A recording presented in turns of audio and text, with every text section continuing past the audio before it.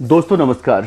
अब से कुछ महीने पहले बेंगलुरु के एआई इंजीनियर अतुल सुभाष ने किस तरह से अपनी पत्नी से तंग आकर इतना बड़ा कदम उठाया था। अपने भाई, अपने बच्चे, अपने माता पिता सबको छोड़कर चले गए थे। इस केस के सामने आने के बाद देश भर में पुरुषों को लेकर आवाज उठाई गई और कहा गया कि पुरुषों के लिए भी एक आयोग होना चाहिए। पुरुषों की आवाज को दबाया जा रहा है, पुरुषों के लिए आगे आना चाहिए। उसके बाद देश भर में अलग अलग जगहों से कई इस तरह की किस्से कहानियां निकलकर सामने आई, घटनाएं सामने आई, जिनको लेकर कहीं ना कहीं अतुल सुभाष से जोड़कर देखा गया और कहा गया कि अतुल सुभाष की कुर्बानी जाया नहीं जाएगी और अतुल सुभाष की कुर्बानी के बाद अब पुरुषों के लिए कुछ ना कुछ तो इंतजाम किया जाएगा।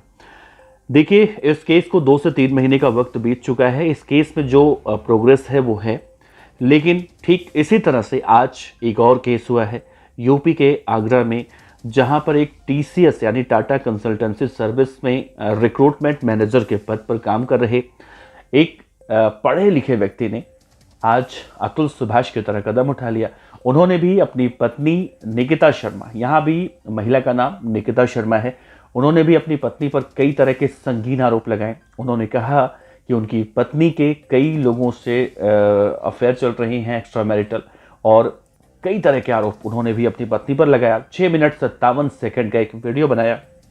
वीडियो बनाकर उन्होंने भी उसी तरह का कदम उठा लिया जो नहीं उठाना चाहिए।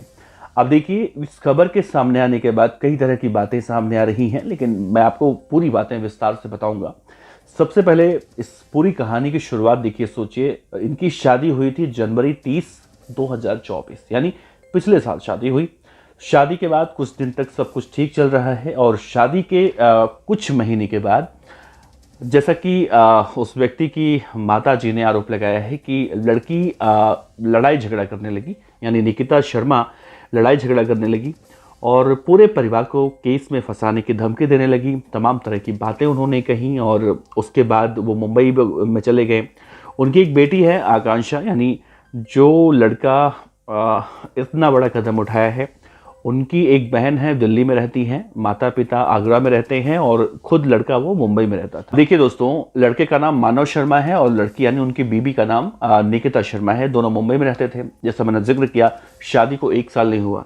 अब देखिए, कहानी ये है कि इस पूरे घटना के सामने आने के बाद एक बार फिर से अब सवाल उठ रहा है कि आखिर पढ़े लिखे लोग भी इस तरह के डिप्रेशन के शिकार कैसे हो जाते हैं या फिर इस तरह का कदम कैसे उठा लेते हैं। ये बहुत बड़ा सवाल है और महिलाओं के ऊपर एक बार फिर से कई सारे प्रश्न चिन्ह उठते हुए दिखाई दे रहे हैं, खासतौर से जब ऐसे केस में निकिता नाम हो, क्योंकि निकिता नाम उस वक्त खूब चर्चा में लिया गया था और कहा गया था निकिता ये, निकिता वो, निकिता वो। अब इस केस में भी निकिता है, तो ऐसे में निकिता शर्मा को लेकर भी कई सारी बातें निकलकर सामने आ रही हैं।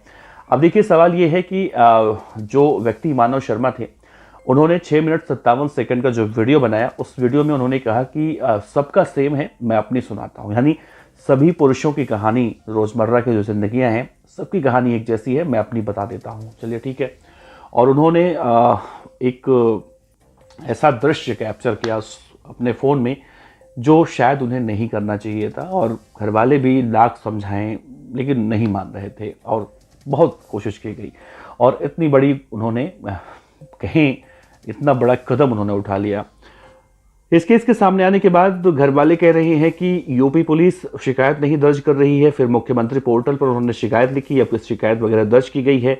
अब देखिए, कहानी ये है, हम जब एक पक्ष की बातें सुनते हैं तो हमें ज़्यादा कुछ समझ में आता नहीं है और हम फटाक से आरोप लगा देते हैं।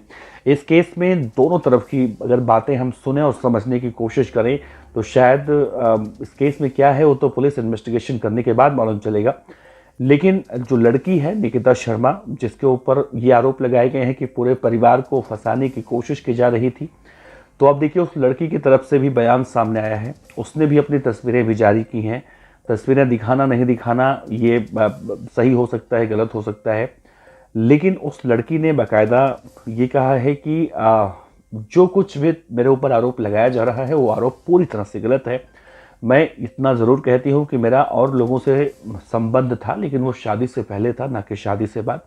और यही बात है, जब मेरे पति मानव शर्मा को मालूम चली या मैंने बताई उन्हें, तो शराब पीते थे, शराब पीने के बाद उन्हें मारते थे, पीटते थे, लड़ाई झगड़ा करते थे, हाथ काटते थे, पैर काटते थे और इस तरह की धमकी देते थे। तो ये आम घरों में देखने को मिलता है, ऐसा होता है। लेकिन इस केस में जब लड़की कहीं ना कहीं एक्सेप्ट कर रही है खुद से कि मेरा शादी से पहले सब कुछ था, वो मेरा पास्ट था, उसको लेकर शराब पीकर इस तरह से ड्रामा करना और इतनी बड़ी धमकी देना इस तरह से, तो इनके बीच में आपसी खटपट होने लगा। और कहा जा रहा है कि 24 फरवरी को, यानी 24 फरवरी और इनके बीच में खटपट होने लगी और कहा जा रहा है कि 24 फरवरी 2025 यानी अब से 2 दिन पहले मुंबई से वो आगरा आते हैं। आगरा में आने के बाद मानव अपनी पत्नी निकिता शर्मा को उनके मायके छोड़ने जाता है। अब देखिए, मानव के माता जी के हिसाब से अगर देखें तो ससुराल में जाने के बाद ससुराल वालों ने उन्हें बहुत ज़्यादा तंग किया, टॉर्चर किया, केस में फंसाने की धमकी दी। इतने ज़्यादा वो डिप्रेस हो गए कि वो आए घर पे और उन्होंने इतना बड़ा कदम उठा लिया।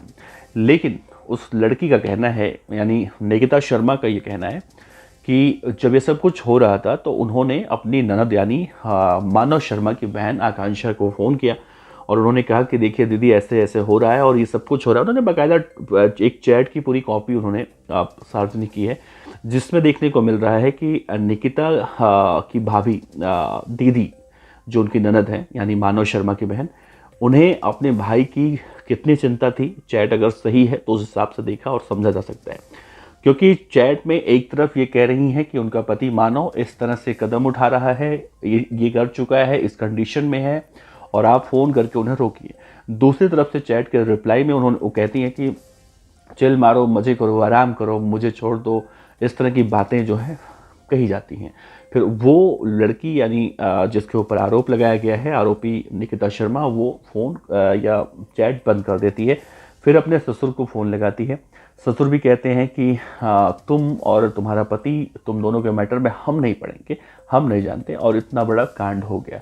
अब इस कांड के सामने आने के बाद अगर लड़की की बात देखी जाए तो वो ये कह रही है, और लड़का यानी मानव शर्मा की अगर बात देखी जाए तो उसने इतना बड़ा कदम उठा लिया और इतना बड़ा कदम उठाने के बाद उसने आखिर में यही कहा है कि पुरुषों के लिए भी आवाज़ उठाइए भाई, मैं तो जा रहा हूँ, अब मुझे ना तो कानून से डर लगता है ना ही किसी और चीज़ से डर लगता है, लेकिन पुरुषों के लिए आवाज़ उठाना बहुत ज़्यादा ज़रूरी हो गया है। अब मेरे जाने के बाद मेरी बहन, मेरे माता पिता को किसी भी तरह से कोई टॉर्चर ना करे, किसी भी तरह से कोई परेशान ना करे और किसी भी तरह से किसी भी केस में फंसाने की धमकी ना दे। खैर, ये पूरा मामला है और आगे इस पूरे मामले में क्या कुछ होगा ये तो देखना होगा, लेकिन अभी तक जो बयान निकल कर सामने आ रहे हैं उसके बाद अतुल सुभाष वाला केस एक बार फिर से याद आ गया, क्योंकि अतुल सुभाष के केस ने देश भर को झकझोर कर रख दिया था। देश के अलग अलग हिस्सों से उनके लिए आवाज़ें उठनी शुरू हो चुकी थी, लेकिन हुआ क्या? हुआ कुछ नहीं। पुरुषों के लिए आवाज़ उठना तो बहुत दूर की बात है। इस पूरे मामले में जो आरोपी बनाई गई थी अतुल सुभाष की पत्नी निकिता सिंघानिया, वो जमानत पर बाहर आ गई। तो ऐसे केस आए दिन देखने को मिल रहे हैं, लेकिन जब कोई पढ़ा लिखा व्यक्ति इस तरह से कदम उठाता है तो उसका केस, वो खबर चर्चा में हो जाता है, लोग उसके लिए बातें करते हैं। फिलहाल इस पूरे केस में देखिए दोस्तों, आपको कौन गलत लगता है? क्या मानव शर्मा गलत लगता है? खैर, मानव शर्मा तो इस दुनिया में है नहीं, उन्होंने इतना बड़ा कदम उठा लिया। क्या निकिता शर्मा जो उनकी पत्नी है, उन्होंने जिस तरह से चैट पेश किए हैं, पुलिस को जो सबूत दिए हैं, उसके हिसाब से देखा जाए तो वो भी अपने आप को इनोसेंट बता रही हैं। तो इसमें इनोसेंट कौन है या फिर किसी और तरह की कोई बात है? अपने विचार ज़रूर साझा कीजिएगा। आपका बहुत बहुत शुक्रिया। नमस्कार।